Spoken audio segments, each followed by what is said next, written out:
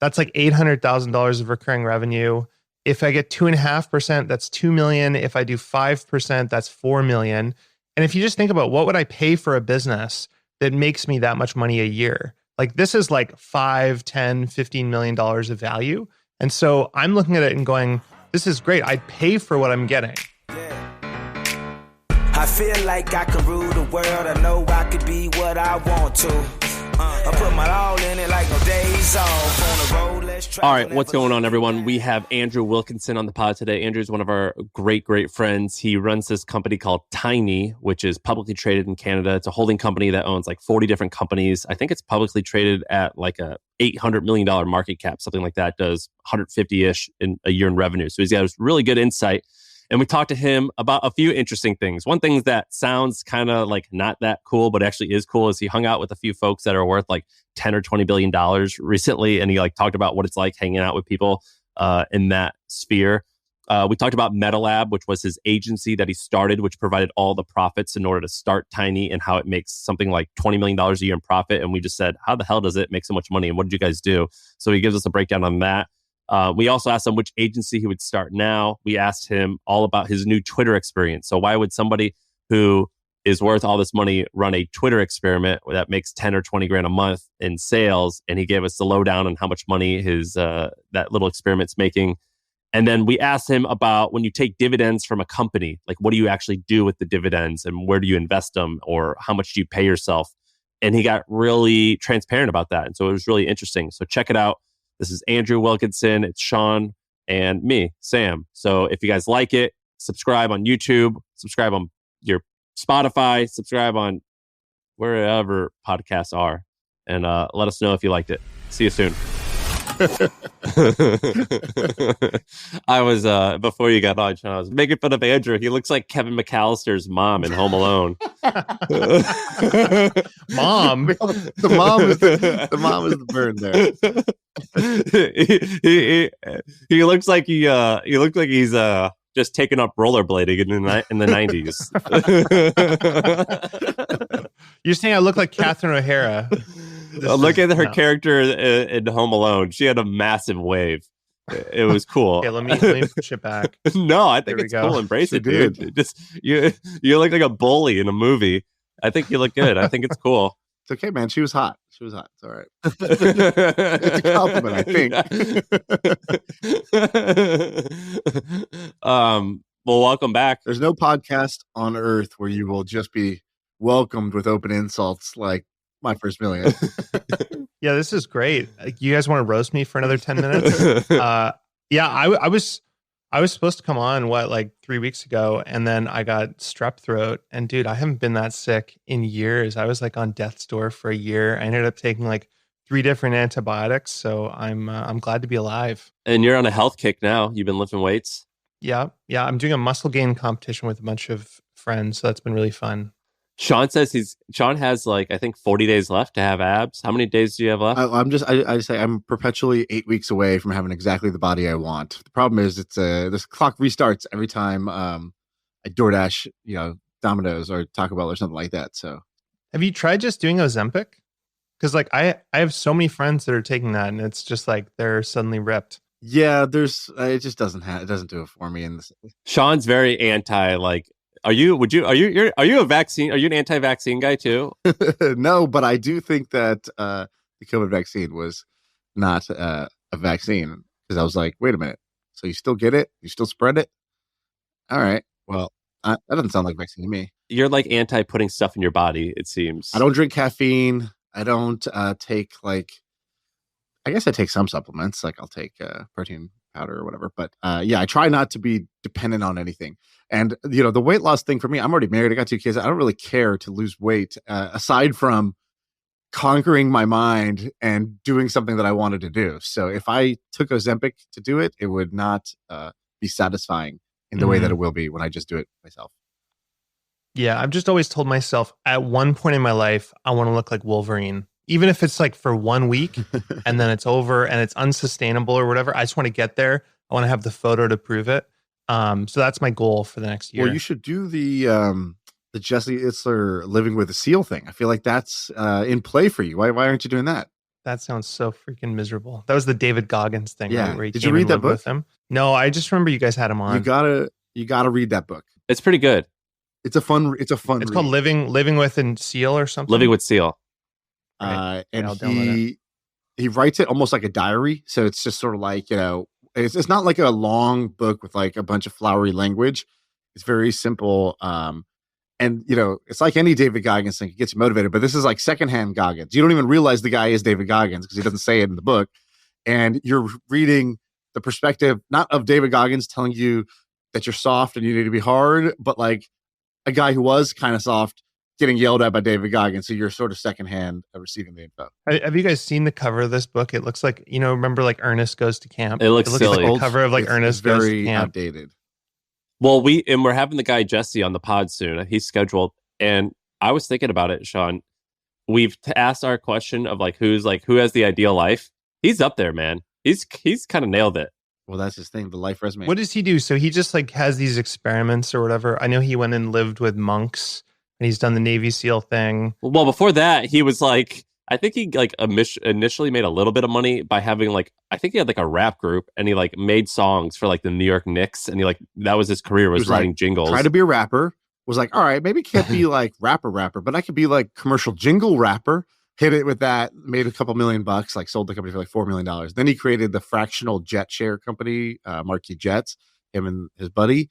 And then they sold that to NetJets, which Buffett owns. And then he married the co-founder of Spanx, or the founder of Spanx. And she's like a billionaire. Yeah. And then he also created like a coconut, what's it called? Ziva? He bought into Ziva, coconut water, Ziva coconut water. Oh, no, Zico coconut water. Early on, and then help them sell to Coke. So he basically just goes like kind of like mission or passion to passion, but he's had like pretty good results. Like he owns a part of an NBA team. He was like, I'm into fitness. So he creates this running club. He actually reminds me a little bit of you in that, like, I feel like you experiment, like you like to experiment and you'll get into your experiments and the experiments almost start. There's almost like, oh, why is Andrew doing this almost silly thing? But it's because there's something in you that's like, you've identified something interesting. Like right now, Jesse, there's like, I love pickles and there's no great pickle company. So he's like scouring the earth to find the best pickle company to buy. Because he's like, there's a big opportunity in pickles. And he's like, I can't believe you guys are all sleeping while there's a pickle opportunity like this. And I just find it amazing how he's getting really into these like niche passion pursuits, but then kind of pulls them off in an epic way. I think it's really cool. I mean, I think we talked about him before, but Nick Gray, any of these people that build their life around the thing they actually love doing. Because I feel like so many of us were like, okay, I want to get rich. I want to build a big business or whatever. And so you get into doing something, but you don't actually necessarily like a lot of those tasks you do. Where if you can build a business where your job is like to meet interesting people or be a podcaster and speak to really interesting people all the time or do these crazy life experiments, I think that's awesome. But I think it's a double-edged sword. I've made that mistake where I will get into a hobby or something like that and I'll turn it into a business and it will take the joy out of it. So I think it's a little hard to find that right in between spot. Well, that's why I didn't want to do that Twitter thing. So you're doing Twitter subscribers. You have like a community now. I think I don't know if you'll say the revenue or not, but it's like actually kind of a business, 6 figures a year in revenue. Are you enjoying that? You told me you're doing it, and I was like, I don't want to do that. That sounds hard. Yeah. Well, let me explain. So I have about 240,000 Twitter followers. I've never monetized it anyway. I just, I tweet every day, and it's literally like I'm in the shower or I'm on the toilet, and I think of something and I tweet it out. That's always been my life on Twitter, and it's been amazing. Like I've met tons of interesting people from it.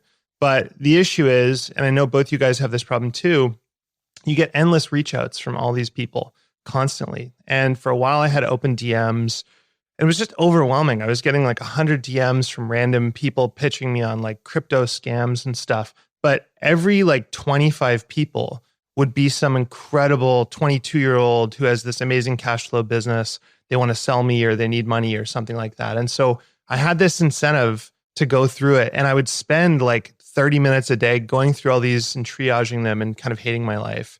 And so when I saw this subscription thing, I was like, okay, this is actually a filter. So what Twitter lets you do is have gated tweets. So you can say anyone who pays to subscribe to me gets these extra tweets. And so what I did is I was like, okay, if someone will spend $29, which is the cost to basically buy me lunch, then they can DM me, then they can message me, then I'll respond.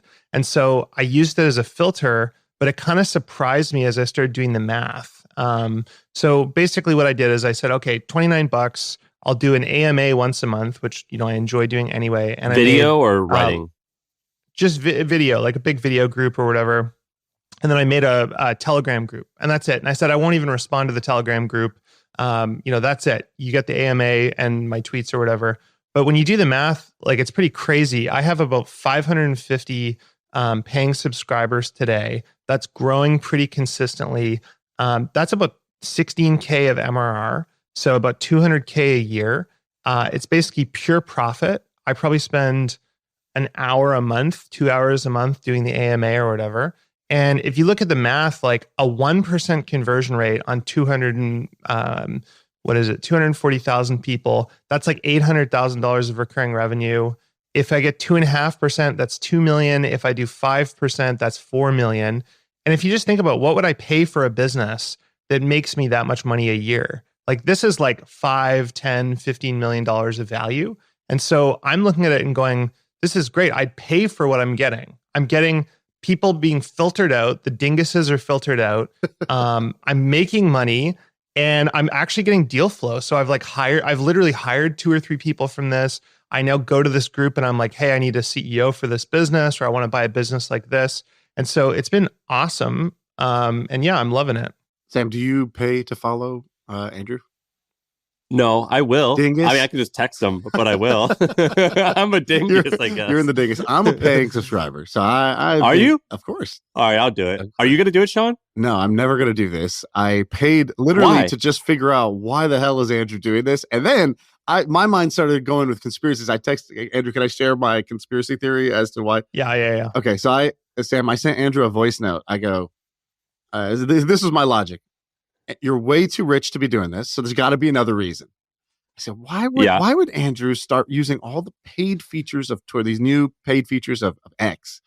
Why would he be doing these paid subscriber experiments? And he's speaking so glowingly about how this is so cool, how he's discovering his true fans, how he's getting all this value out of it.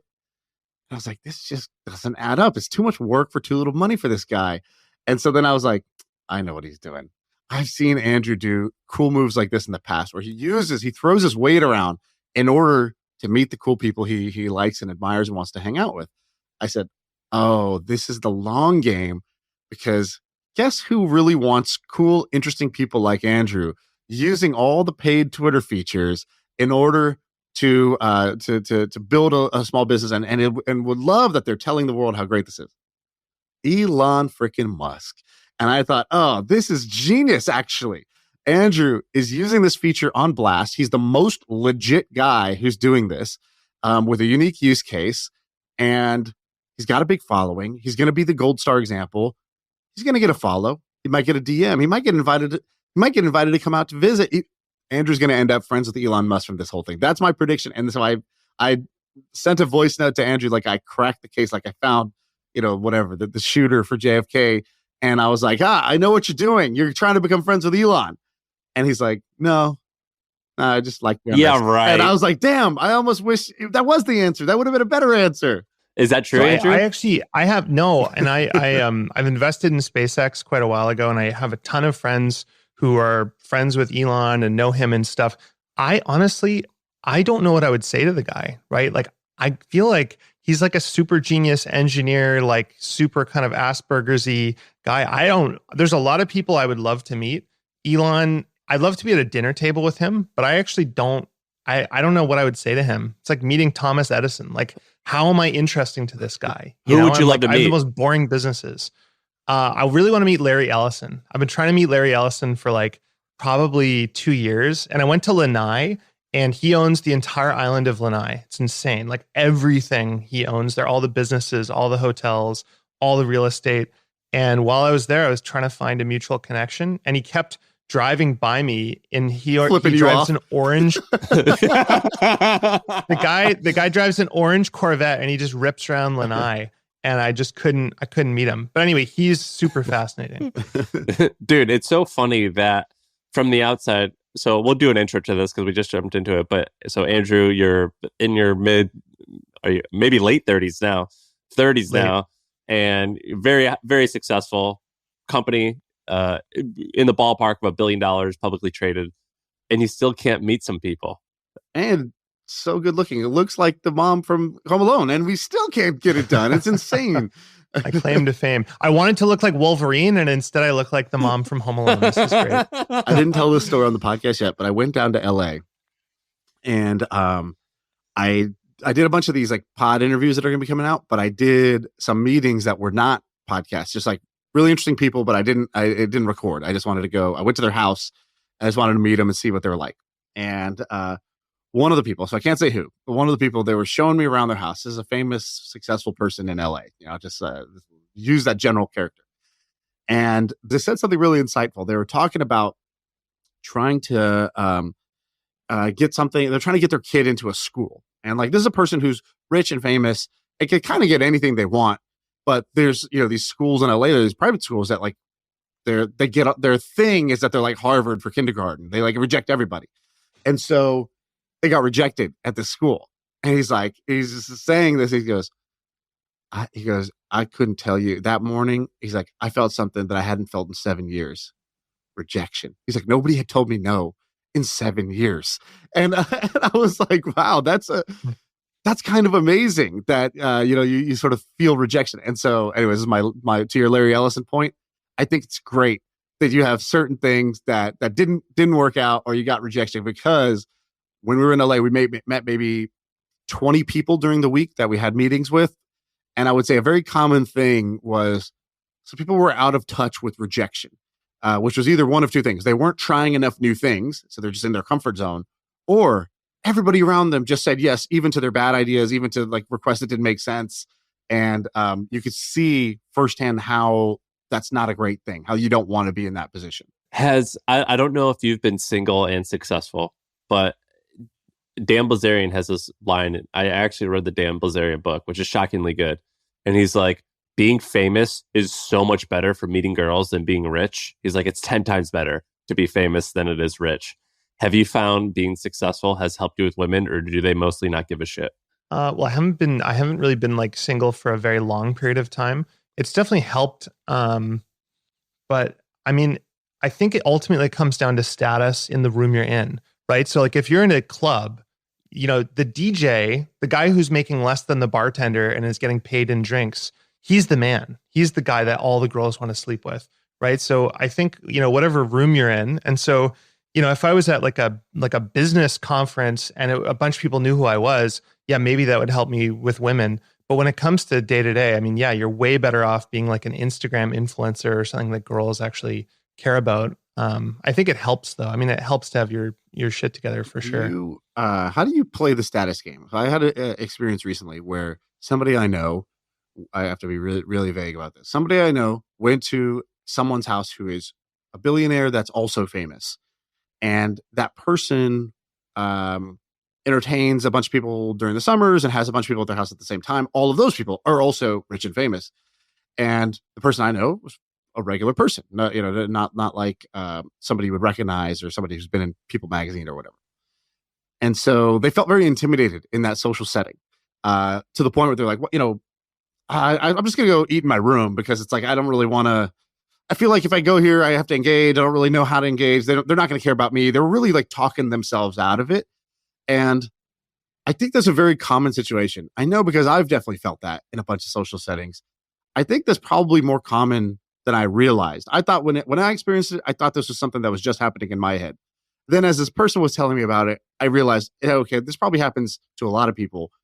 How do you guys deal with that like kind of social anxiety where you're in your own head about the status of the people in the room and how you fit in and where you fit? All that. I've just realized that everybody wants to talk about themselves, and it's the Dale Carnegie thing. Find out what someone likes to talk about and then talk to them about that and just keep asking questions. And I realized that if I make them feel good, if they get to talk about the thing that they're interested in, they will leave that experience thinking of me as a very positive person, regardless of status. Have you read that book, Shaan? Do you know what he's talking about? Yeah, I have. Yeah.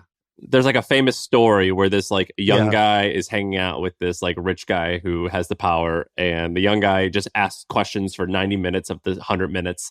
And at the last 10 minutes, the rich guy finally like asks him just a little bit.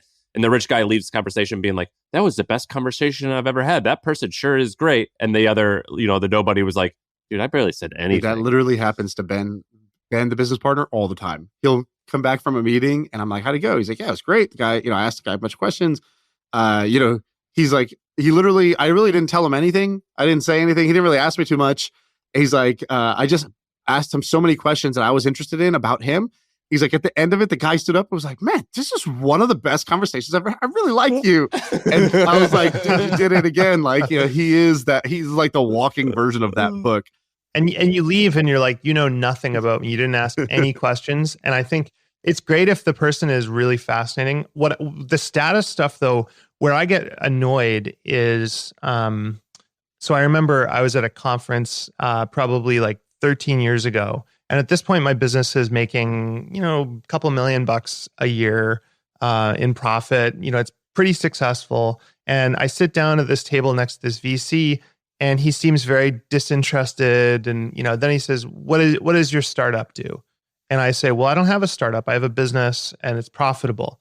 And he literally just goes, "Oh, a lifestyle business." And he turns his back. He literally just turns his back away from me and just starts talking to the guy next to him. And I remember who it is. One day there's going to be like a comeuppance moment, but I always think about that. And then the other thing that happened to me recently, so I was on this yacht. I'll tell you guys about that later if you want. Do it now.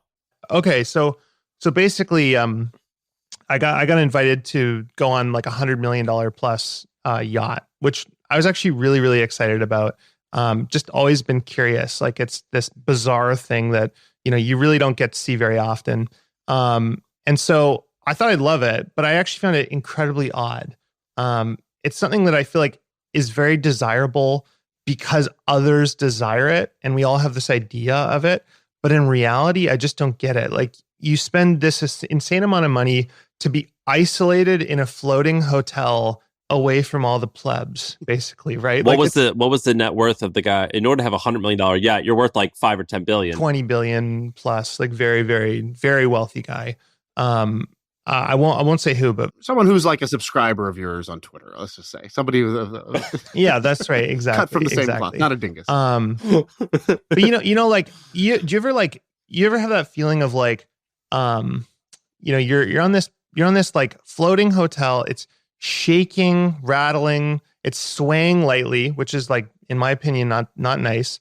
And then you like, have you ever been like on a really, really nice RV? Like you go on one of those bus RVs and you're like, holy crap, I can't believe this RV has like the shower. I can't believe it has like a king size bed. But at the end of the day, it's an RV king size bed. It's not as nice as being in a hotel. And I felt like that's the rich person equivalent, right? Like everything on this boat is amazing, but it's not as nice as staying in a Four Seasons. And it's 100 times the cost. And you've got this thing that costs you $10 to $20 million a year to maintain. No way, really? 30 staff for 10 people. Literally, this whole boat just has 10 guests on it, right? It's just crazy. But anyway, while I'm on this yacht, whole bunch of people there, and there's this guy who runs a publicly traded company.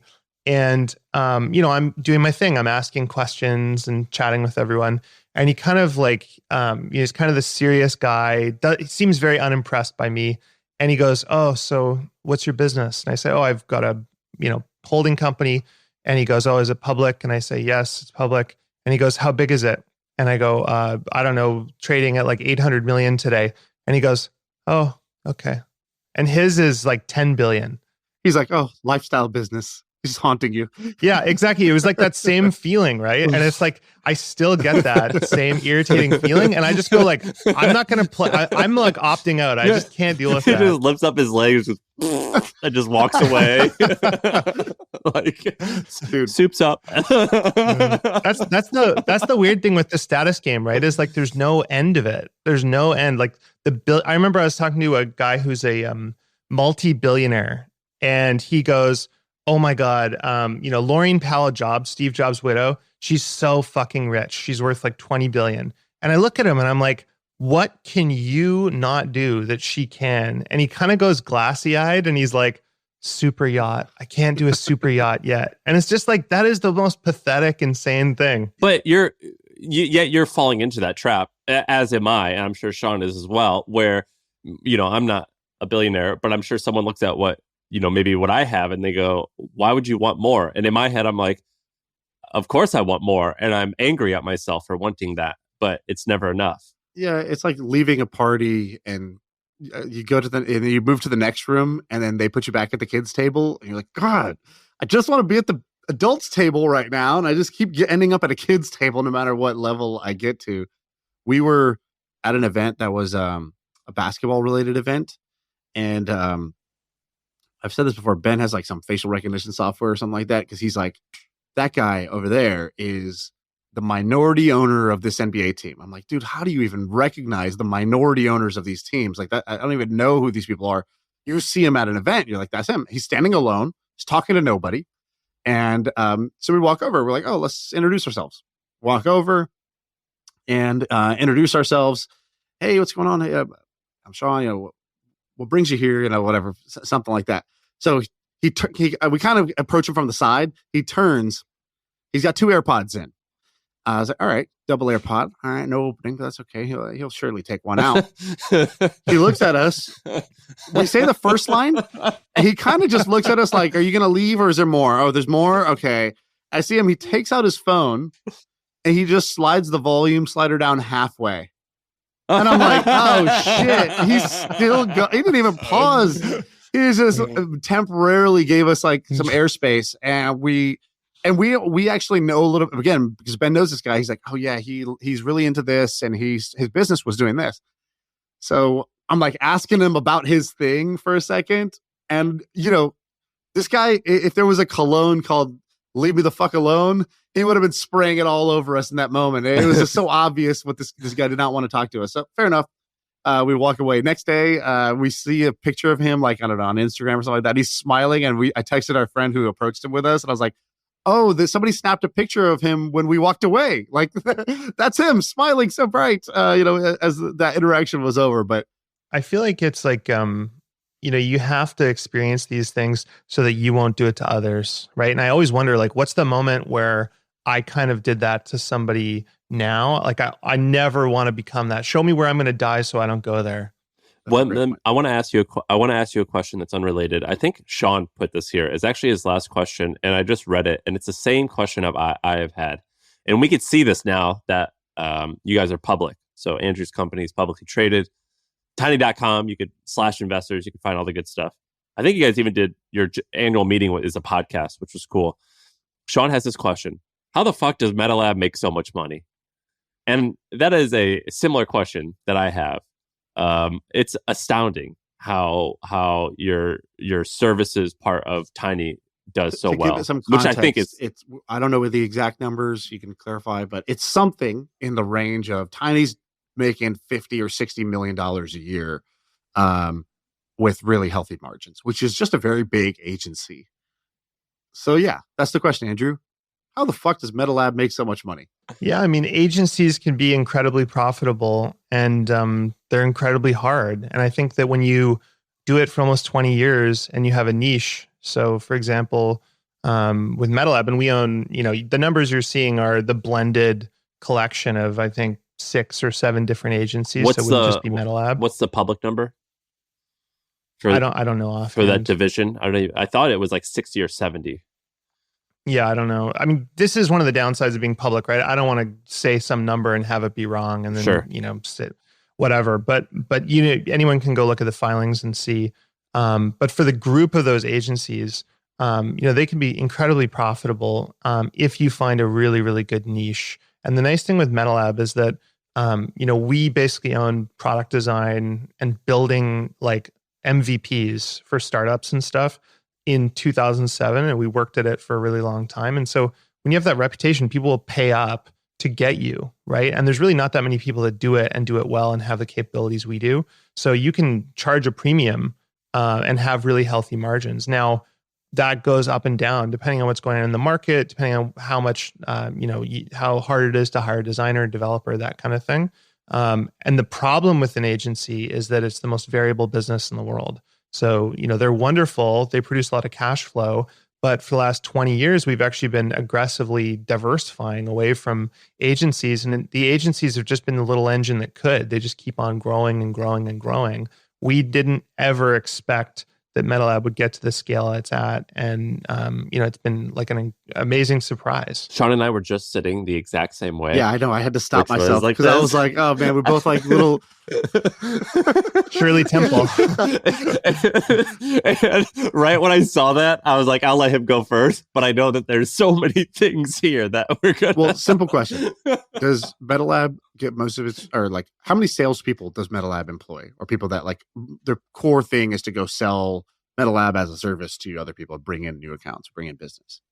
Well, so they don't really do a lot of outbound. So it's mostly inbound demand. And again, that's another reason why the agencies in general have been profitable. Like we've basically focused on reputation and organic, whereas a lot of the big agencies and people that have much lower margins. So like a typical agency will have 20% margins, 15% margins, even 5% margins if it's poorly run.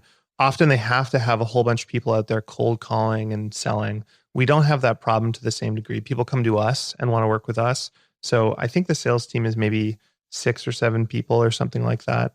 The whole company is about 150 or something. You have had a bunch of agencies. You've had MetaLab, which is product design. I don't know. That's how I would classify it. You've had a no-code agency. You have a content agency. You have like a bunch of different agencies. MetaLab seems to be like the biggest winner by far. Like if it was, like there's like a power law right inside your portfolio, and MetaLab is bigger. It's been around for longer. Is it because you started at the right time? Is it because you were there as the founder sweating it and grew it into something big? Is it because that niche is better? Why is MetaLab so much bigger? Why have these other agencies not had the same sort of scale that MetaLab was able to do? Well, we really only started so here's what happened. So MetaLab was the golden goose that provided all the cash flow that we used to build Tiny and buy all the other businesses. And to be honest, we really were kind of saying, we don't want more agencies. We're happy to own that one. We'll hold it forever. But that's not an area we want to focus on. And is that Beam? Is that division called Beam? So here, I'll just read it. It's called Beam. I'll read here. This is from your 2000. This is from your one of the reports. So founded in 2006 with $0 invested, never raised a cent of equity. In 2021, it did 62 million in revenue with earnings of 21 million. That was 21. 2022, it did 81 million with about 20 million in operating earnings. So those are the public numbers. Yeah. So anyway, so we had this problem. So MetaLab was getting to the point where they could only do projects for like $500,000. And so we had tons of leads coming and we had nowhere to send them. We would just say no. And so we went out and we acquired a small agency in Spain. We spun up 80/20. We kind of basically said, look, we have a sawmill. We've got all this sawdust coming out of the sawmill, all this demand. We should go form this into wood pellets and sell it. And so we basically created like a whole constellation of smaller agencies to service the leads from the big one. And then all of those agencies have kind of moved out of the house now. So they're not reliant on MetaLab leads anymore to the same degree. And we've had some amazing successes. While they're not as big, most of those we started for 25 grand, maybe, or up to the biggest one we bought maybe for 500 grand. That business today does $2 or $3 million of EBITDA. So we've had some really good wins, but I have this whole framework of like 1 + 1 = 100. And you guys had Syed on. Yeah, what'd you think about that? Last week, I guess. I loved it. It was great. And there's so much about the way that he thinks. We've read all the same books. A lot was very similar, and I was nodding my head along. But what he did with WP Beginner, where he goes, hey, I've got this huge source of traffic. I've got all these users that want to be told what plugins to use. And then he can go and buy these plugins that have a customer acquisition problem. They've built a great product. They're built by a developer. They don't know how to market it. They don't know how to source customers. When you put those two things together, you're basically buying this business on historical earnings, but you know you can 10x it tomorrow. And to me, that kind of reminds me of what we've done in the agency space. We've said, look, we have, 100 leads coming in every month that are, things we can't service. We might as well spin up all these agencies to make a bunch of money from those too. And I love that model. You told me that the revenue and the profit, it's almost 20 years old, that the revenue and the profit in some years, it's been very lumpy, where like it went down a significant amount the next year, right? Oh yeah. It's a roller coaster. This is the thing, is everybody that looks at these businesses goes, wow, these are incredible. I'd love to own an agency. The reality of an agency though, is that it's a whole bunch of people, their hair is always on fire.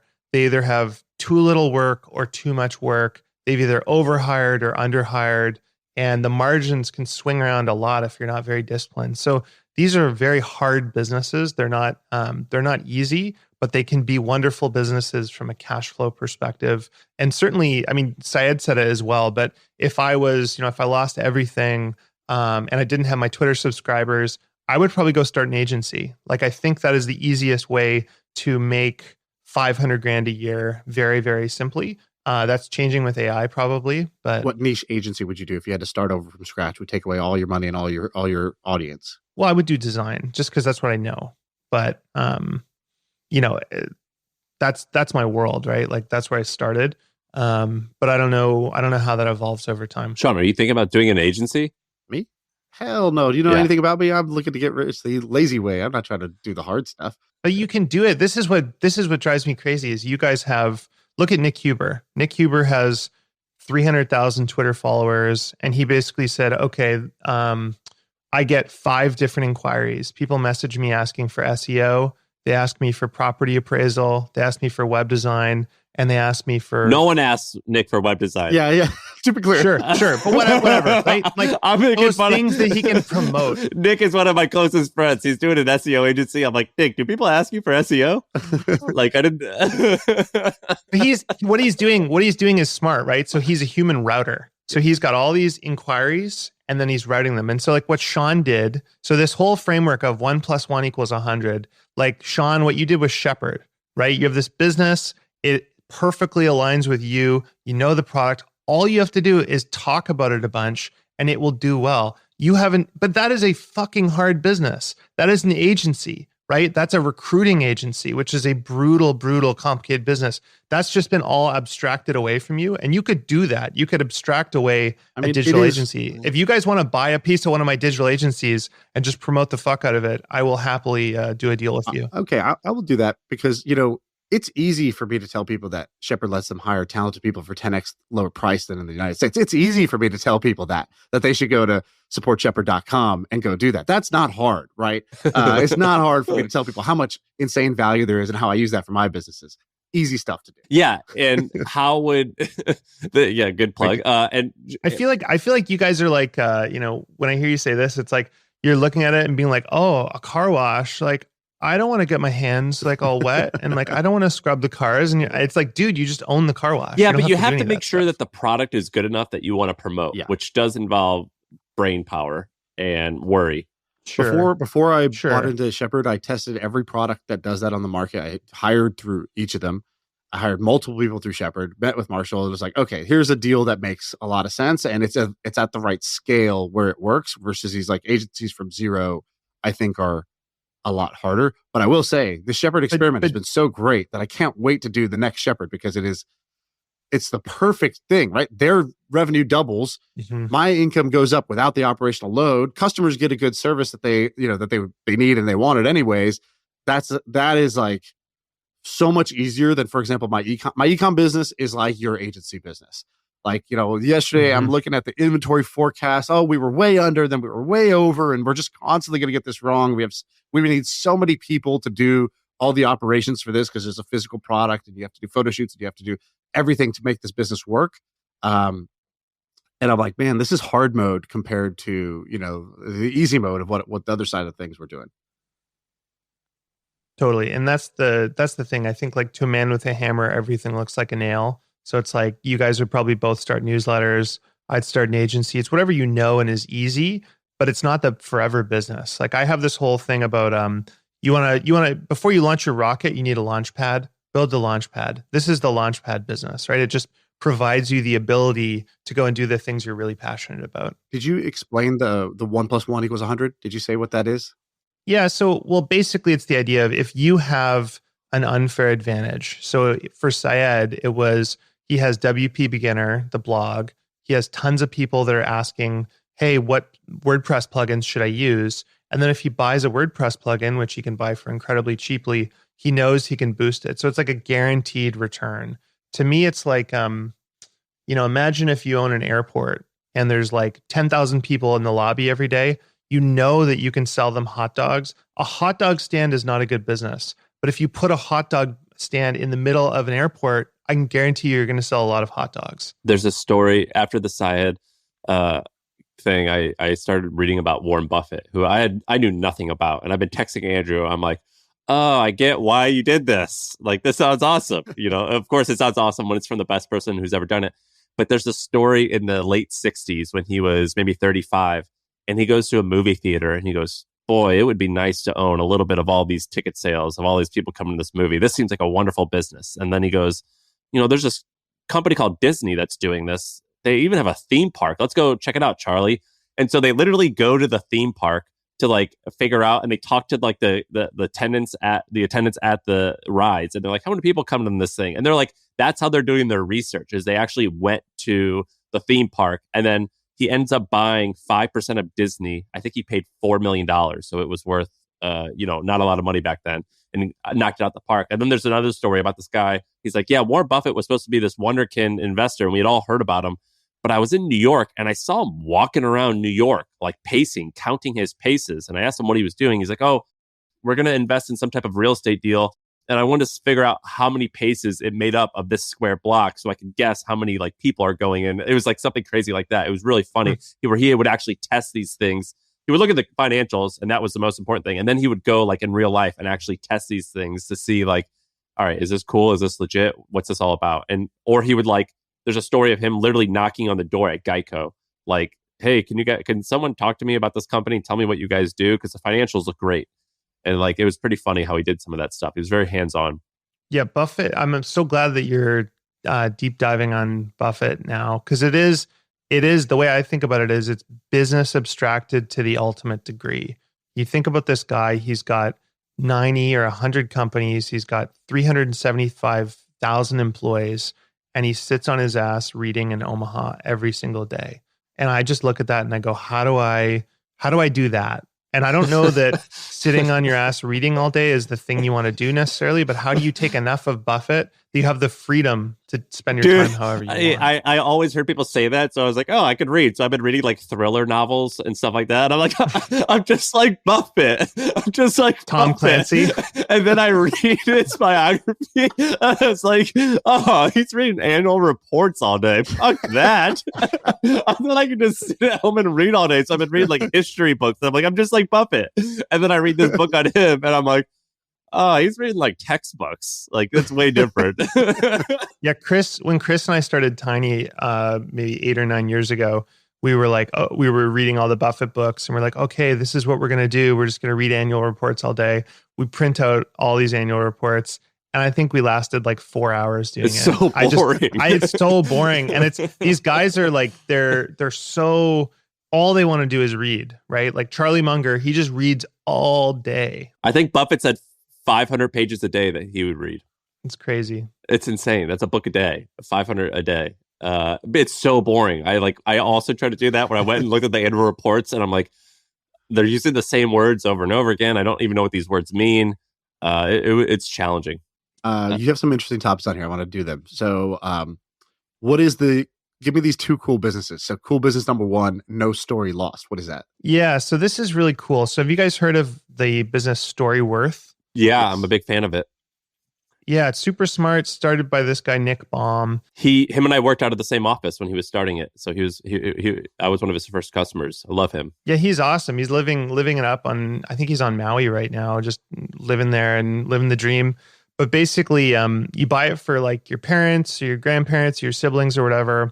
I think it's like $99. And all it does is it just sends like a drip campaign of questions. And so it'll be like, hey, like, tell me about your childhood. what was a moment where you struggled in a job? Who is your first boss? All these things that you've always been curious to know about your family. And you can choose all the questions or whatever. And then at the end of the year, it compiles it into a book that you can then print and share with your family or whatever. And I thought like, wow, this is an amazing idea. So I go and I spend $200. I buy it for my parents.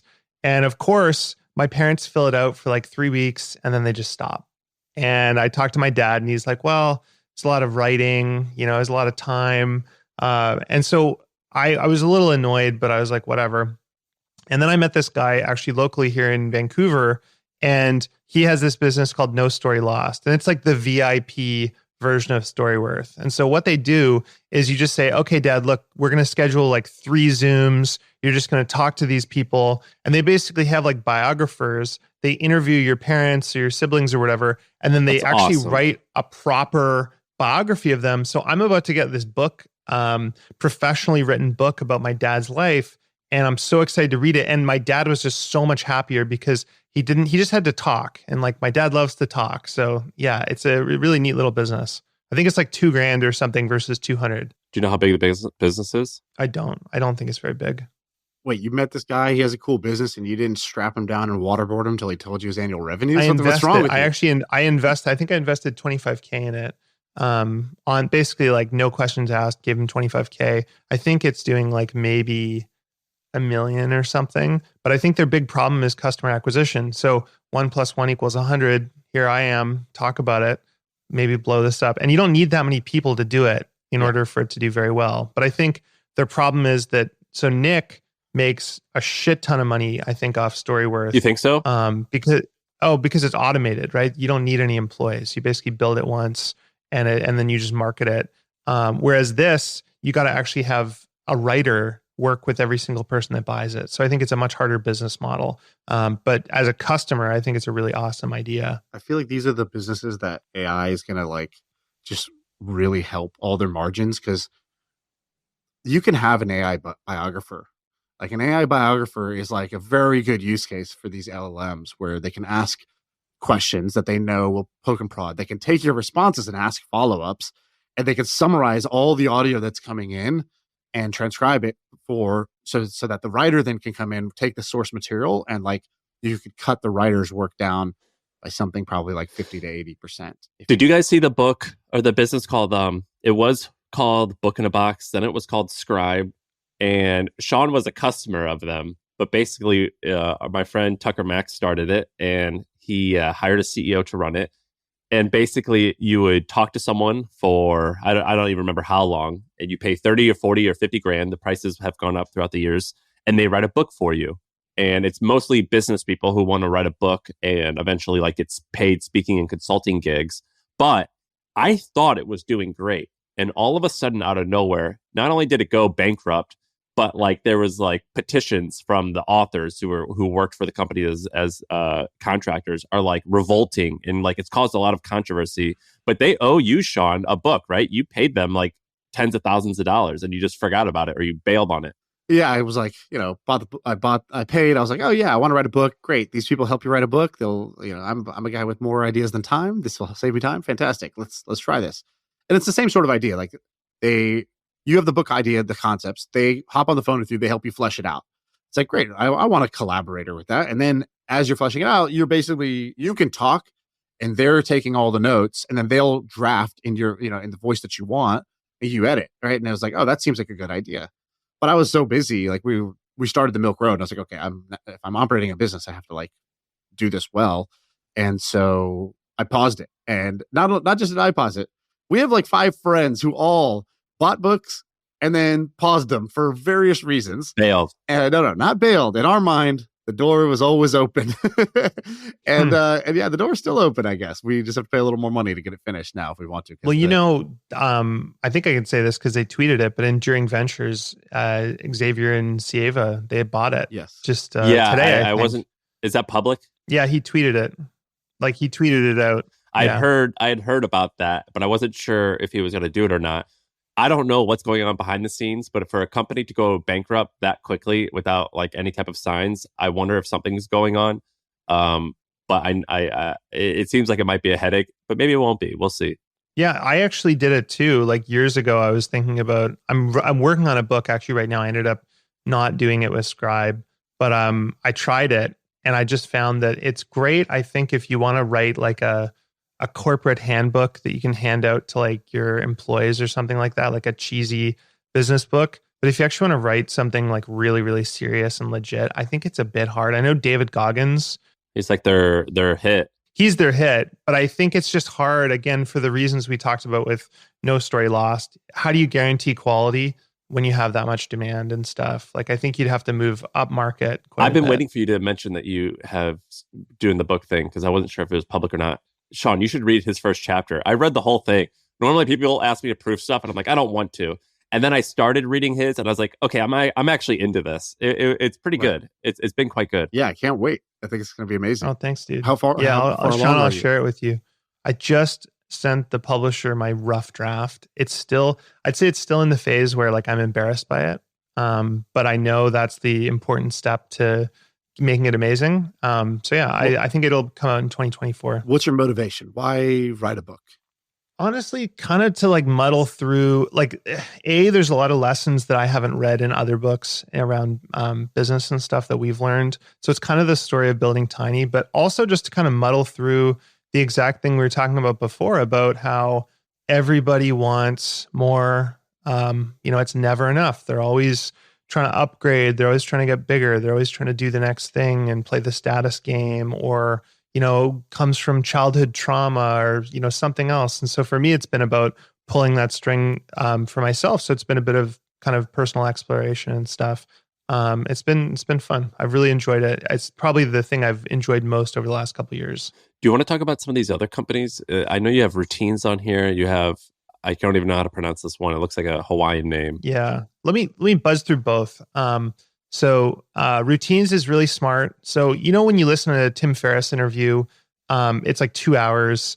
And sometimes you're just like, look, dude, look, doctor, gut microbiome doctor, just tell me what you do. What do you do? What do I take? What do I buy? And I actually was talking to Tim Ferriss about this. And I was like, dude, you've got to add like a little segment at the end where you just say, here's the books. Here's the one book recommendation. Here's one product recommendation. Here's one habit recommendation from each guest. You never did it. Too bad. But that's the juice. That's the stuff that I ask people when I'm one-on-one with them. And so my friend Hamza, who I think you know too, Sam. Yeah, I use his agency. It's good. Tamba. Yeah, their agency is called Tamba, Tamba. They do really good work. But so he created this site called Routines. So it's Routines.club is the URL. And what it does is it basically runs you through the day of successful people. And so they do like Huberman, Tim Ferriss, Peter Attia. They actually just did one on me, Andrew which Wilkinson. is kind of fun. Yeah. Yeah. And basically breaks down my entire day from start to finish. And it's all these things that I wouldn't even think to share. It's like, how do I organize my email? How do I, what supplements do I take in the morning? Dude, your shower and skin routine is huge. Right. Shower and skin, all these random things. What's really funny is he's used Midjourney or whatever to generate images for all the things. So it's this like terrifying. Hey, you look like Wolverine in this version photo. of me. Yeah, the first picture. Yeah, first picture. I mean, this is just A+. I mean, Midjourney is like the world's greatest wingman here. Second picture. Now I feel like this is like these are two different people. These are not the same person. But that's one of the challenges of Midjourney. So you wake up 6 to 8 a.m. All right, big window. Well, it's depending on if my kids wake me up. Drink a big glass of water with electrolytes. If it's sunny, you make AirPress coffee. Nice plug. If it's overcast, you use Retimer. What's Retimer? It's like these little goggles that you wear, and they blast your eyes with bright light. They're to help you kind of wake up in the morning, like if it's not sunny out. You know how Wow. Huberman is like, go outside and see bright light. That's this the is most great. You don't have to important go outside. Yeah, so you don't have to go outside. I'm looking at anyway, him. This is there's crazy. like, if you read through it, it'll take like 20 minutes because there's so many freaking things. Dude, do you take 10 supplements? Yeah, like on and off, depending on what they are. Well, you have a good morning routine, by the way. Was it coffee? You snort Coke? Yeah, this is good. Do you get? I shoot heroin right between my toes, and it actually says which foot to do it in. But so here's what's cool about this business is people want to share this stuff, right? It's like a very infinitely shareable like listicle of like, here's this person's routine or whatever. But throughout it, if you look at the Huberman one, for example, he recommends AG1, he recommends cold plunges, supplements. It's all affiliate revenue. Yeah. And so it's just like one of these amazing build the content once, update it occasionally, focused on SEO, make like $30,000 a month plus of affiliate. It's just a perfect, we talked about earlier, like the launchpad business. It's not the sexy business, it's the launchpad. This is cool. I like this. I like this example. Do the Maui Nui one. What is that? So this one is really, I thought this was super goofy when I heard about it. And so basically me and my girlfriend, we were visiting Maui and Huberman was like, oh, you should meet this guy, Jake, who runs Maui Nui. And so this guy picks me up in this like ramshackle truck. He looks like a Navy SEAL. He's like this super jacked guy. And he starts telling me, he drives us into this huge ranch that they have. And he starts telling me about the business. And basically, there's these deer called axis deer. And they're from Asia. I have them on my ranch. Yeah, some Hawaiian royalty brought them to Hawaii to hunt like 150 years ago. And because they had no natural predators, they're just an invasive species. They're like rats. They're like everywhere. And it's actually an environmental problem. So they're like a pest. They actually destroy the ecosystem. And so the government literally flies helicopters and takes like, machine guns and just guns these things down. That's their current solution to this. And so Jake was like, hey, this is great meat. A lot of native Hawaiians hunt the meat and it's super healthy and delicious. They sell it locally, but the FDA doesn't let you sell meat commercially. And so he basically spent the last 7 years getting approval to actually hunt and sell this meat. And it's this like super complex problem. So there's this interesting moat in the business. It's going to take someone else like 7 to 10 years to compete. And basically what they do is they have a bunch of professional hunters go out with sniper rifles and they, in the middle of the night, they just shoot these deer in the head, right? And it has to be, the FDA is like, it has to be in the head. Like, so imagine this, you're a deer, you get to live this awesome life. You are eating organic food, you're running all over Hawaii. And then one day in your sleep, you just, boom, you're dead, right? And so I was like, okay, this is really fascinating. So Huberman, Tim Ferriss, Atia, they all invested too. And here's what's crazy about the meat. So not only is it like the most ethical meat you could possibly have because it's like a pest, these deer are like killed super ethically and stuff, but they've tested it and it has crazy micronutrient content. So a piece of salmon is like 14% protein. This is 20% protein. Like beef is like 9%. It's good for the environment. The animals live natural lives.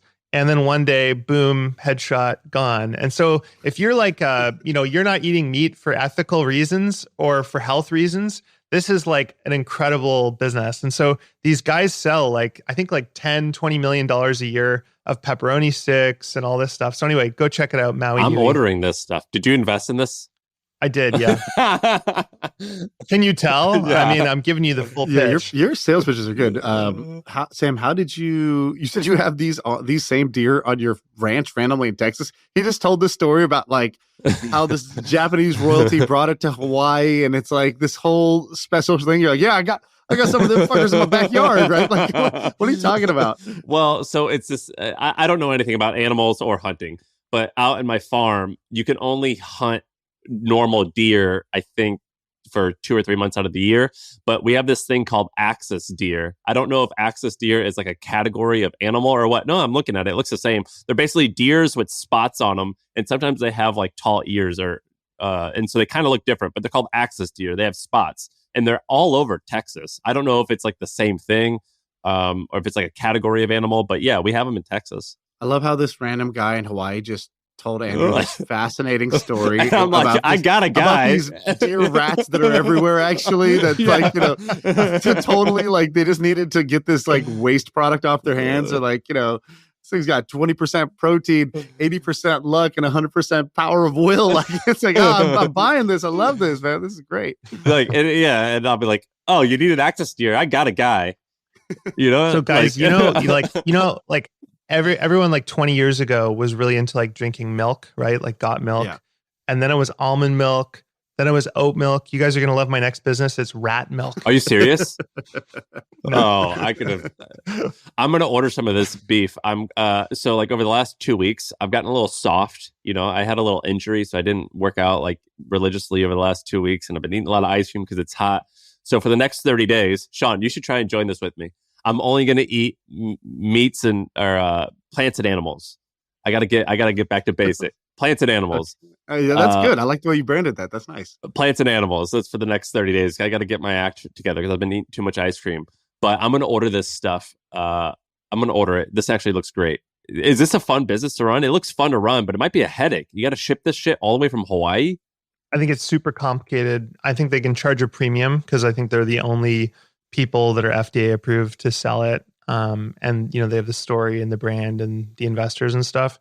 But it's a hard business for that same reason, right? I mean, there's a lot of hunters on the Hawaiian Islands that want the jobs and stuff. But logistically, these guys are basically going on these like hikes in the middle of the night to go and do these they're sniping deer, and then they have to shoulder carry them back to the truck, and then they've got this whole facility there to process them and stuff. But isn't the problem with this? So I've got a bunch of, the funny thing about Austin is it's full of like crazy health people. Like, you don't even know, like, are they actually insane or are they being serious? Like, they're afraid of Wi-Fi, but every once in a while, some of these guys will say something that's like really interesting and like, turns out they're right.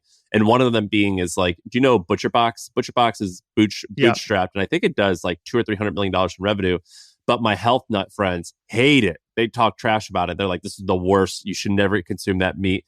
These guys will also say like Whole Foods. They don't even touch Whole Foods chicken. They're like, you can't. It's got to, like, if it's not, it doesn't look a certain way, I don't touch it. You're hanging out with Justin Mares too much. I didn't want to name names. I don't know if Justin, if Justin has said that explicitly, but yeah, they're in the same circle. It just sounds like something that Justin would say.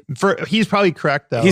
But that's my thing. It's these guys. I'll be like, all right, but are you being like a conspiracy or are you being like truthful? And they're like, this one's a little closer to conspiracy, but then with like the meat stuff, they're like, this is close to truthful. But the problem with this business, I would think, is the bigger it gets, the worse it gets, right? Well, I think when I talked to him about scaling and stuff, he was like, look, there's a lot of Hawaiian Islands, there's a lot of deer. I think they can scale it over time. I think yeah. Oh yeah. Is there a lot of Hawaiian Islands? No. Well, there's 6 or 7 of them or whatever, right? And they basically they do this on a tiny amount of land as it is right now. So I think they could probably expand. I think you're thinking about this the wrong way. It's not a business investment. There might be a business here. This is a Larry Ellison investment. This is something rich people do, which is as you make money, you start investing just in things that are interesting. You start investing in dinner party conversations. It's like, I can't have my whole portfolio of like healthcare SaaS.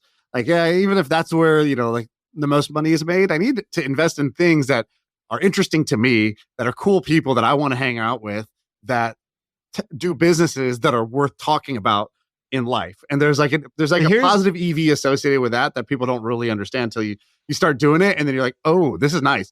You just got to keep the check small and do a bunch of these. And so you have this portfolio of like interestingness. One day. I think I would say you're wrong. So imagine like you saying the same thing about athletic greens, right? Okay, so I come to you and I'm like, hey guys, there's like these guys, they're like a vitamin, but it's powder. And you're like, that's the stupidest thing I've ever heard.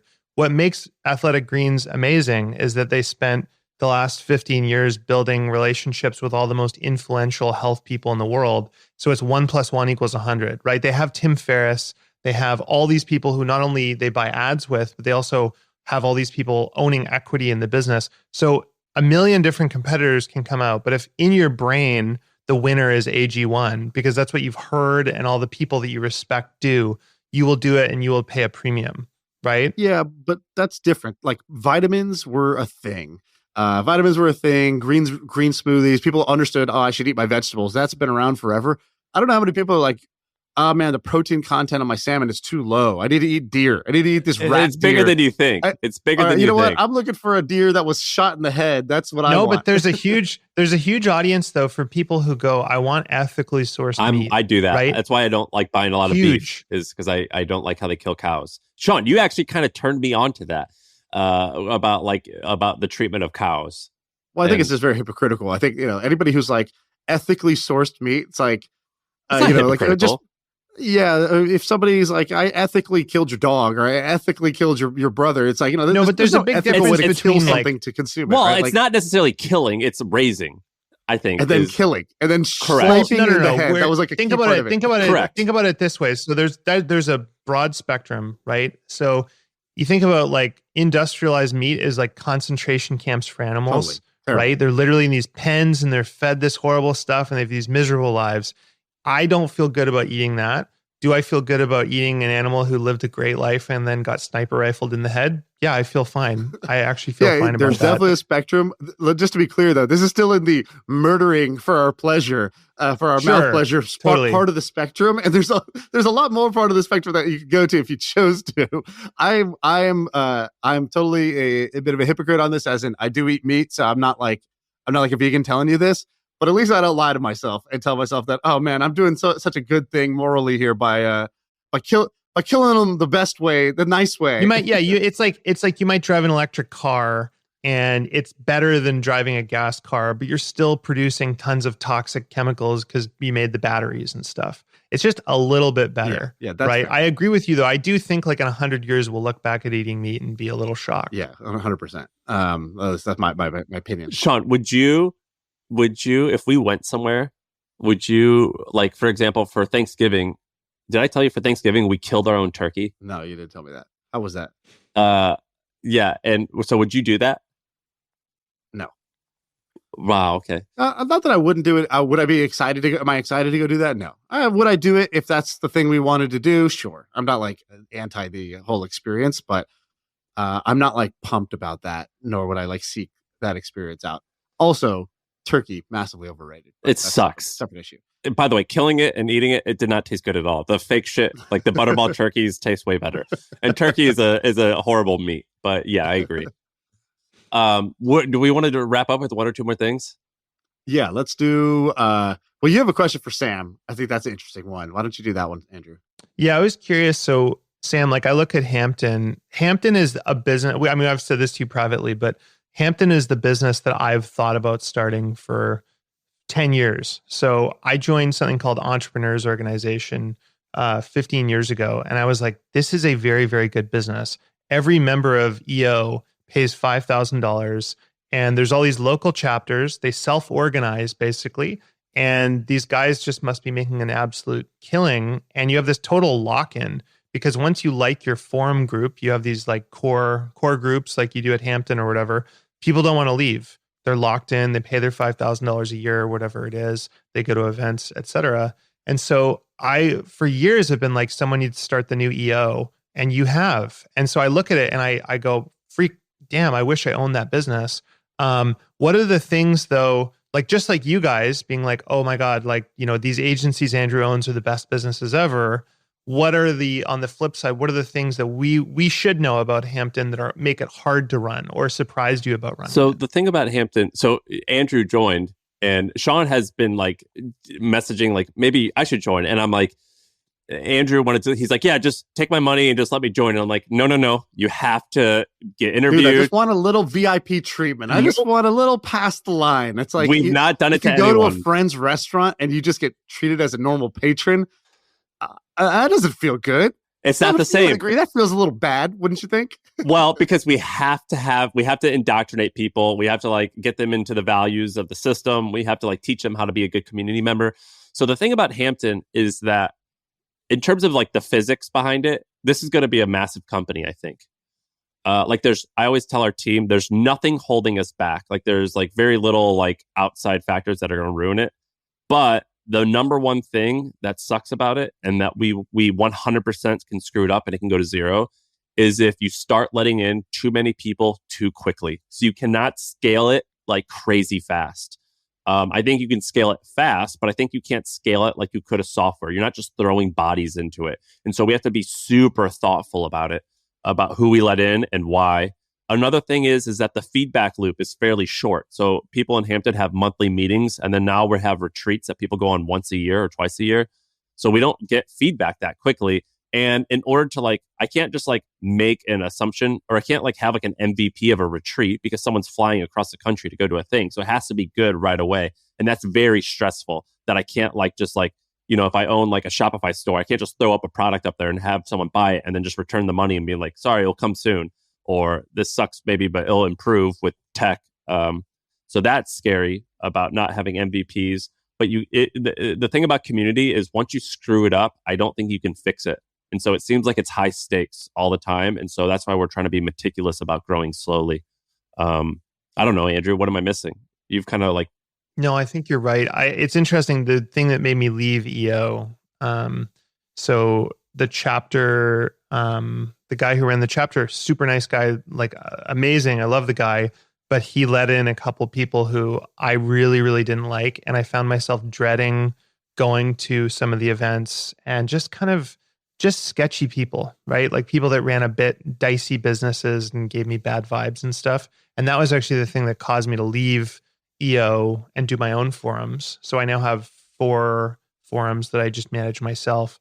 But I don't think most people are like me. I think most people will stick with it, but you do really have to be thoughtful about who you let in. And I think the hardest part, and I've had this experience, I've ran a lot of forums over the last 15 years and been in a lot of forums. If there's someone who's toxic, the cancer has to be cut out, but that is an incredibly awkward conversation. And it can really piss people off, obviously. And we've fired a bunch, but we've kicked people out if they like talk about confidential stuff publicly. But also another thing about these businesses, the thing about EO, YPO, Vistage. Do you guys know Vistage? I think I mentioned them. They sold for like 1.5 billion recently. They're already doing like $500 million in revenue. Dude, they last so long. So YPO, EO, and Vistage, I think all were either started in the 50s or the 60s. And so the cool thing about these companies is if you nail it right, you can have it for 50 or 100 years. And so that's why I'm really fascinated by these types of companies, because there's zero tech, like tech. Well, everything can change with AI. It will have zero, I think. How does it feel to be sitting on a winner? Like, did you feel the same way with the hustle? Does this feel different? Yeah, I felt like the hustle, like with Hampton, I'm like, well, there's a clear path to get to $100 million. You just got to give it 10 years if you want in revenue. Like, I just have to, like, it's just a time horizon thing. You just got to sit and wait. And you have to work, but you have to wait. Whereas with the hustle, it felt a little bit more like we were innovating in a very small space where I'm like, I don't know if the math shows that this will work. It might not, but we're still learning. With this business, I'm like, no, it's 100% going to work. The only thing that screws it up is ourselves. That's why I say there's no like physics allows this to work perfectly. You also have an unfair advantage, right? I think that I guess you launched Hampton privately. You didn't promote it, but now that you do, it's so unfair. Now that you have talked about it, you have free customer acquisition. We've not spent money on you almost have $50 million a year versus of free marketing by going on podcasts, on this podcast and other podcasts you're on, and just talking about Hampton, and then your brand value as a person being associated with it. It is that 1 + 1 = 100. Yes, and right now we've had 5 or 6 or 7,000 people, I forget, apply, and so that makes it like the easiest thing ever. But if you look at On Deck had that as well, and they totally fucked it up. They fucked it up because they treated it like a tech company where they weren't thoughtful enough, and they try to just scale. And that is my fear of like getting greedy and growing too quickly. Well, they raised venture. Why would you raise venture? This is a business that pays for it. You have negative cash conversion cycle, right? People prepay you for services delivered over a year. And like, it's insane. Yeah. And so it's like a great business. I think it's going to be like, I don't think we'll ever sell it, but I think it could be like they can be $1 billion companies, I think. So it feels good. Well, Tiny, if you ever decide to sell it, Tiny will buy Bro, it. Or if you ever want to take money off the table. I think hopefully it'll be big enough that we'll be buying you. No, but in seriously, when I was looking, the reason, Andrew, even though we're friends, I really admire you because when people have asked to invest, and I'm like, no, dude, this is my MetaLab baby. Like this is what I love. I don't ever want to sell it, but it might make a shit ton of profit, and we could just use that profit to buy stuff that kind of supplements it. And I don't want to take any money because I don't want to have to feel guilty about doing that. I'm gonna be on a helicopter and it'll land on Sam's yacht, and then I'll get there and he'll be like, "Oh, what's your market cap?" And I'll be like, "Oh, like 5 billion." And he'll be like, "Oh, Hampton's 25 billion. That's cute. No, I don't know. I remember when we hit 5. Those are the good old days. The come up is always the most I got fun. a lot of advice for you, kid. Yeah, exactly. I think it's cool, but it feels like I haven't talked about it publicly too much. It's because this is the first time where I'm like, I'm just going to shut the fuck up and just be quiet and just keep on going. Because it's working nicely. I think it's actually quite hard to replicate, though. You have to have an audience. It was quite hard to like get the early customers, but yeah, it feels good. Well, you're reading the right book, right? Like reading the Buffett stuff and moats, because that I think that's like the ultimate. Like people think investing is numbers. There's a little bit of that. There's napkin math, but at the end of the day, it's like assessing like what is the moat, what's the competitive advantage, and you just have such a crazy competitive advantage in terms of customer acquisition and then also customer lock. And Shaan, I know that you're exploring this business even before. I don't even think you told me. Though the big learning, it's a logistical nightmare. So not nightmare, but it's very challenging. Like imagine, let's say we have 10,000 members and we're doing all these retreats. That's basically a retreat a day. You know what I mean? Like, yeah. It's quite challenging logistically. What we need to do is go and hire a bunch of McKinsey nerds and it's like, here's how we do it by hand, automate it. But I don't agree with that. I think, so what EO does is they've outsourced everything. So when EO has chapters, there's a Vancouver chapter, for example, all the members pay their dues and then there's a chapter head and they are managing that whole thing. And then when they have retreats, they're just told, hey, the budget typically is this. You guys all self-organize. One person from the forum is responsible for managing it. Here's the handbook on doing it. And they just kind of do it themselves. So I think there's a better way to do it, but I don't think you have to scale up headcount and logistics. No, I don't think you do either, but you still have thousands of people flying places and you want to make sure that the experience is optimal. So there is still some quality control. Are you going to do like a massive conference, like a super conference of all the people in Hampton with like insane speakers and stuff? Or is that just too much logistics? Yeah, we want to. Yeah. I'm just trying to figure out how to do it. Andrew, what is this profit first methodology? That's that book that you like?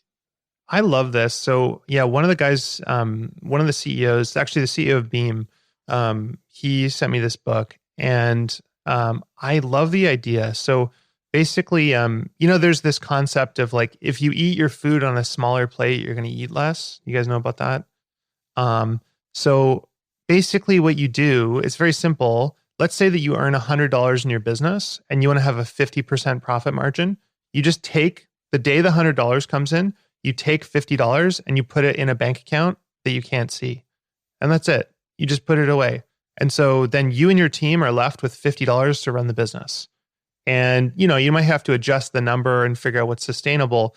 But what I learned running all my digital businesses was that we had businesses with 90% net profit margins. And if you had looked at that business and said, okay, well, it's this kind of business, it should have 20% profit margins, we easily could have run it that way. But because Chris and I were incentivized, we own the whole business, we paid a lot of attention to the P&L and what was possible, we would try and run it at the maximum profit. And so this basically allows you to achieve the same thing psychologically as the smaller plate. You're basically budgeting for 50% profit and you're saying, figure it out. Does that cause issues with your CEO of the company? Well, we don't do it. This isn't something that we do. This is something that we've sent out to all of our CEOs as like, hey, this is really interesting. This might be something you might want to do, but I think it works better for small businesses. I know a lot of people who they talk to me and they're like, oh, I have an agency too, but we just can't figure out how to make it run at X margins. And I kind of go like, rip the Band-Aid, right? If you want to make 30% profit margins, take $30 of every $100 that comes in, you move it to another bank. And that's what you told me to do. And I've not been comfortable with it yet. Dude, don't even get me started. Sam and I have had like text screaming matches, me just being like, dude, you have to dividend your money out. Because my whole thing is you don't want to leave excess cash burning a hole in the CEO's pockets or making them complacent. So let's say you own a business that has a payroll of $500,000 a month. A lot of people will leave like $20 million in that business. And I think that just lets the CEO feel relaxed. I like them to basically have a month, 2 months of cash. But you're spending cash that you haven't earned yet. Well, sometimes, but if that's the situation and they need more, then they just say, hey, shareholders, send me some of that money back. But you say, I'm the bank. So for example, in Tiny, the holding company above is the bank. And we basically say, look, keep your money with us. And if you guys hit a snag and you need a little bit of extra money for payroll or R&D or whatever, we'll send that right down in 12 hours. So for prepaid Meta customers, which I don't actually think you do prepay, but let's say you did. Let's say someone prepaid for a project that will take a year and it's $100,000 and you get that up front. You're happy or you're willing to just spend that $100,000 before the year's up and the service has been fully delivered? Well, not always, but I think if you can model it, so for example, the argument we were having, so someone pays $10,000 for a year of service in Hampton. And so you guys have all this cash sitting in the bank. The thing is, you guys have new members constantly streaming in. So you have $10,000 flowing in X times a day. You have very predictable cash flow. From my perspective, I would basically just say, all right, what's your expected margin? And I just take that and dividend it out immediately. And again, it's trying to create a feeling of always paying attention to the bank account, always paying attention to the balance sheet and the P&L. And I just think that when you have a year of cash just sitting there, I think your CEO will naturally be like, oh, we could do this. We could go do a super conference and spend $10 million on it. Or, you know what? It's okay. We didn't do that great this month because, we've got all this money in the bank. I think psychologically you want everyone eating from a smaller plate. And when you say dividend out, what percentage is Andrew Wilkinson taking home to buy a home and cars and live versus dividend out to reinvest into your own stuff? I had so it's different now that we're public. What I used to do is I owned 80% of Beam basically. And I'd get 80% of those dividends. Those would go to my holding company. I would buy stocks or invest. My general framework for this though, is I want to spend 5% of what I earn at most. And so whatever that number is, if you earn, $10 million a year, $500,000 a year is just living, doing whatever, and everything else should get invested. So you live on 5% of your income and the rest goes to Tiny or whatever is the setup for your holding company. Or is Tiny considered your holding company? Give or take. Tiny is so I have a personal holding company where I have my personal assets, but 90+% of my net worth is in Tiny. So, and has it always been 5%? So when you're earning $1 million a year, were you only spending $50,000? No, I wasn't spending a ton, but what I was doing is starting a lot of businesses. I'd say maybe it was 20% or 30% back then, but over time it's come down to about 5% or less. And it's been there for probably 10 years. But yeah, one of the things I see that a lot of people do that's really quite stupid is they don't let themselves live it up. So they'll own this amazing cash flowing business and they don't let themselves, go buy the beautiful house, go buy the great car. And so they end up acting in this way where they go, well, I've got to sell my company. I've got to have an exit. And I have had friends where it's like, dude, the exit was right in your bank account. You could have just dividended the money out to yourself and then you wouldn't have had this really stressful, horrible experience with private equity and been through all that stuff. So I'm a big advocate of living it up, living a nice life. Don't go crazy and buy Fabergé eggs, but buy a nice car and a nice house and whatever. And then just invest everything else. What percentage of your income do you spend, Shaan? I don't know. I don't even think about it like that. Are you allergic to that or would you change? I'm not allergic to it, but it's like you said, I would say my income has 10x and my spending has 2x. So as long as that ratio stays about right, that's fine. Yeah. I don't really look at the percentage versus earnings so much as before, I guess at the beginning when the earnings were lower, right? For a long time, I was basically earning between, I don't know, in my 20s, I was making 120 to 160K a year roughly for a bunch of my 20s. And, during that time, I don't know, I was living in San Francisco, paying California taxes. I was probably spending, if you include taxes, I was spending the bulk of my money. I wasn't really saving that much. I was probably saving 20% of my money, 30, I don't know, something like that. And, Tim Ferriss said this thing on this podcast I really liked. He goes, unless something's going to make a shit ton of money, give it away for free. I think that's a great rule in business and content and a great rule for creators like us. I think which is partly why I don't like your Twitter experiment, although I understand the reasons why you do it. I think there's the same thing for sort of like, where do you put your mental energy around finances? It's like, either needs to make a lot of money or save a lot of money, or I'm just going to like not pay. I'm going to give it zero budget mentally. Because otherwise I'm just using my mental budget on too many things. I'm just not going to think. I don't want to think about things unless it's like a large swing. So for most of my 20s, I was just trying to figure out, how do you make way more money? Like, I'm not trying to go from 20% savings rate to 30% savings rate. It's like, how do I 10x my income? That was like the first, like, it's all I was thinking about. And it took me a long time, but like that paid off, because once you do that, you're so glad you never worried about the smaller thing. Yeah, Ramit Sethi has a great book called I Will Teach You to Be Rich. And he talks a lot about that, right? People obsess over like, I used to spend $6 on a Frappuccino and now I just buy a black coffee and save $3. And it's like, you're so much better off focusing on the macro, your mortgage, all those sorts of big expenses, and then just focusing on making way more money to the point where it really doesn't matter. He goes, don't focus on $3 problems like a cup of coffee. Focus on $30,000 problems like getting a raise. Well, I've noticed this with hiring too. Like, you hire somebody and I'm negotiating like a 5K or 10K salary difference.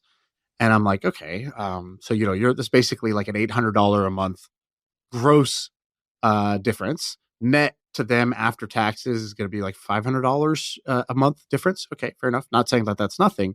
But like the percentage of their concern around that difference versus like the role, who I am, what they're going to learn from this, like how, like they don't really think about, how do I use this opportunity to be able to make 10 times more money in the future? Or better, what are the terms on their stock options? How are they struck? What's the valuation? Is it reasonable?